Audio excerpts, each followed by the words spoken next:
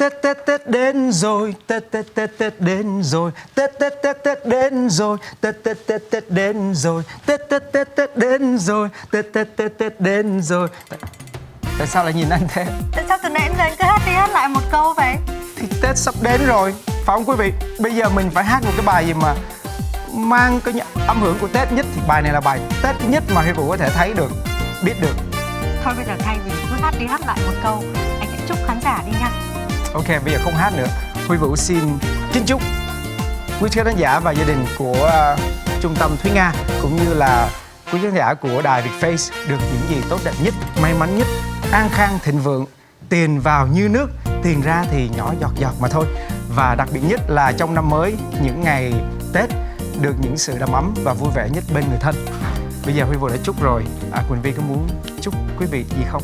Thôi bây giờ Huy Vũ đã chúc quý vị rồi thì Quỳnh Vi xin phép được tặng quý vị một câu thơ nha.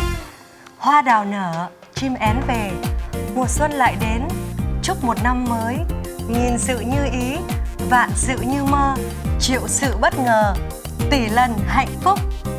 Thôi bây giờ từ nãy đến giờ mình đã chúc rồi, mình đọc thơ rồi, bây giờ Huy Vũ có muốn hát một câu tặng khán giả không? Sure. Mình hát nha. Rồi. Mùa xuân đang đến mang tình yêu khắp chốn, Mang mọi điều may mắn đến, chúc Tết yên vui. cùng vui xuân hoa ca khắp trời, Cùng nhau đón Chúa Xuân đang về. Chúc mừng năm mới!